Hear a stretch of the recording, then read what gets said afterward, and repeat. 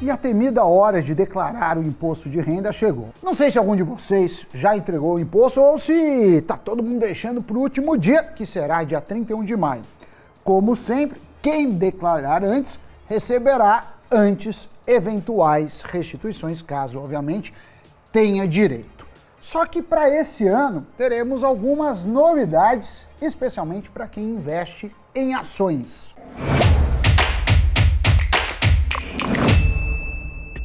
Salve pessoal, pois essa me boy, imposto de renda e investimentos em ações. O que é que mudou na regra? Vamos falar disso a partir de agora. A partir do imposto de renda deste ano estão isentos da declaração quem realizou operações de venda em que a soma foi inferior a R$40 mil. Já quem vendeu acima de R$40 mil e obteve algum lucro, terá que declarar as movimentações. Então, se você fez muitas operações de compra e venda de ações em 2022, mesmo que com valores baixos, só vai declarar as movimentações caso a soma das vendas ultrapasse o limite de R$40 mil. Antes, qualquer valor tinha que ser declarado. Essa mudança na regra, segundo a Receita Federal, é para facilitar a vida de quem opera baixas quantias na bolsa. Nos últimos anos, com o juro baixo, o mercado de ações cada vez se viu mais popular. Entrou uma grande quantidade de investidores na B3, muitos com valores abaixo de R$1.000. Mas embora seja de obrigação do contribuinte, nem todo mundo tem anotado tudo que comprou ou vendeu em ações no último ano. E ainda menos a que preço, mas não é motivo de pânico. Para saber se você se encaixa ou não no grupo isento de declarar as operações em bolsa, o jeito mais seguro é obter junto à sua corretora seu informe de rendimentos. Você deve conseguir esse documento sem muita complicação. Nos aplicativos das corretoras, esse tipo de informação está na aba de extratos e relatórios sobre as operações. Caso o investidor opere por mais de uma corretora, será necessário calcular o saldo total. Vale lembrar ainda que os proventos recebidos de empresas precisam ser declarados por mais que os valores sejam baixos. No caso dos dividendos, eles são isentos do imposto de renda, mas mesmo assim precisam ser declarados, assim como os juros sobre o capital próprio, em que o imposto de renda é retido antes de cair na conta. Isso se faz na ficha, lá no item, de rendimentos isentos e não tributáveis.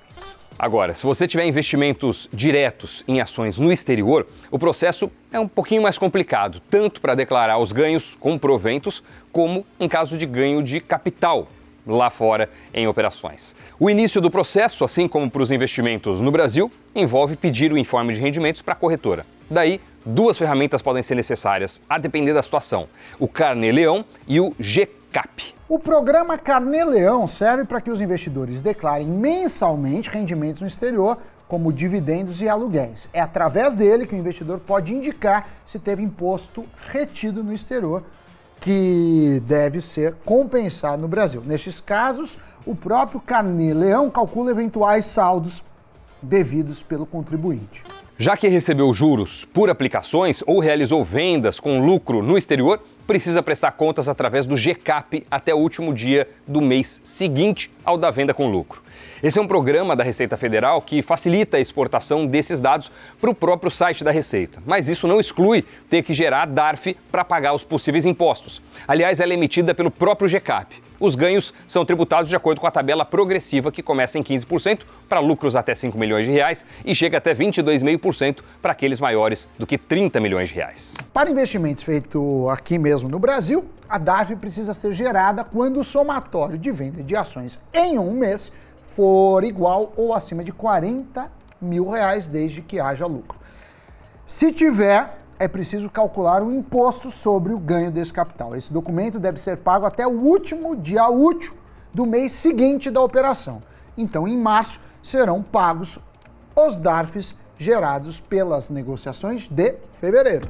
Olha, um ponto muito bom nesse ano é que ao fazer a declaração do imposto de renda, a gente vai ter a opção de receber o formulário pré-preenchido pela Receita. A ideia é que o processo, além de ser mais rápido e prático, também evite enganos que podem nos fazer cair na malha fina.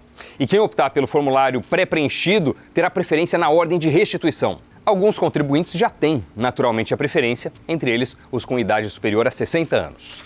Mas quem for receber via Pix também vai ser restituído antes, caso, obviamente, tenha direito. Só precisa que a conta Pix seja mesmo a sua e, obviamente, que seja vinculada ao seu CPF.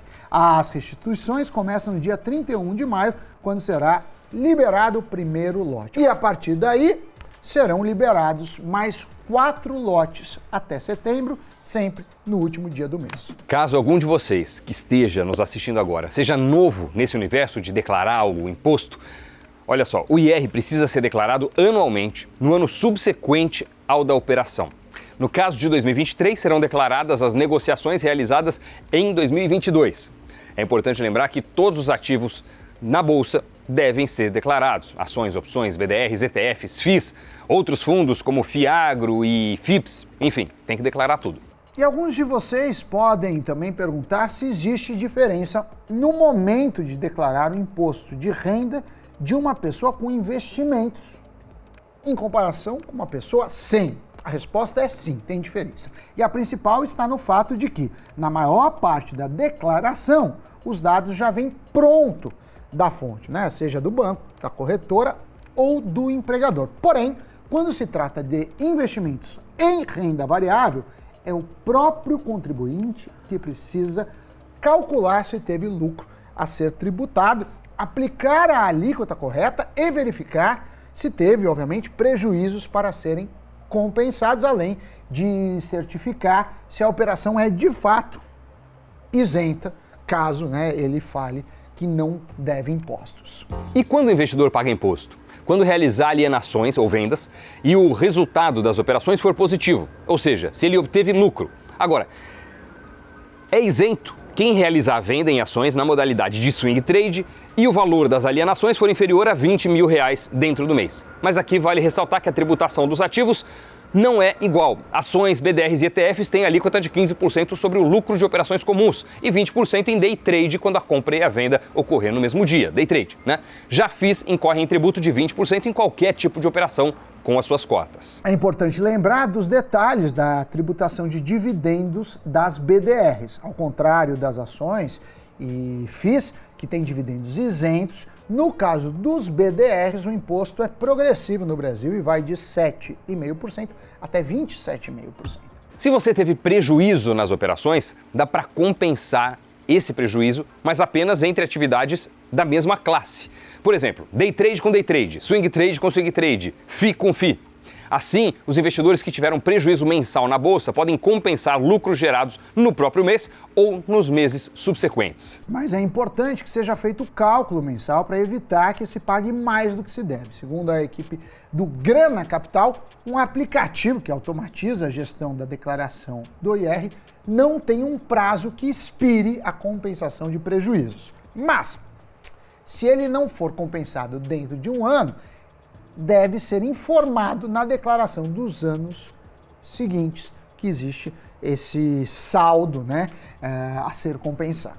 Bom, é normal que ainda sobrem dúvidas sobre um tema tão técnico, complexo como esse, né? Então eu recomendo a vocês acompanhar os nossos conteúdos, os conteúdos do Invest News. Tem lives também com especialistas, matérias sobre o tema que já estão no ar. Vale a pena ficar de olho, tá?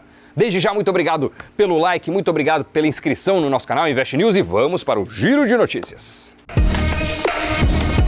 O ministro da Fazenda, Fernando Haddad, disse que irá discutir nesta quarta-feira com o ministro da Casa Civil, Rui Costa, o novo arcabouço fiscal em uma reunião que será conclusiva. O ministro pontuou que a lei que estabelece o novo arcabouço tem como prazo para encaminhamento ao Congresso o dia 15 de abril.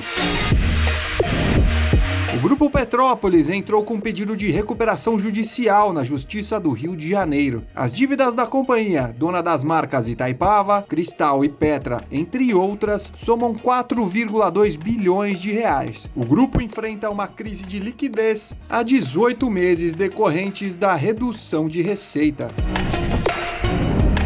A Apple lançou um serviço Compre Agora e Pague Depois nos Estados Unidos. O serviço Apple Pay Later permitirá que os usuários dividam as compras em 4 pagamentos distribuídos por 6 semanas sem juros ou taxas. Os usuários podem solicitar empréstimos entre $50 e $1.000, que podem ser usados para compras online e nos aplicativos feitas no iPhone e iPad com comerciantes que aceitam o Apple Pay. Notícias giradas, pessoal, valeu por chegar até o finalzinho do Cafeína. Muito obrigado mais uma vez por ser inscrito ou inscrita no nosso canal Invest News. É super importante isso pra gente. Valeu mesmo. Boa declaração de imposto de renda. Espero que este programa e os outros conteúdos que a gente está fazendo a respeito desse tema te ajudem nessa hora tão, digamos assim, burocrática que nós temos que enfrentar. Até o próximo programa. Tchau. Tchau, tchau.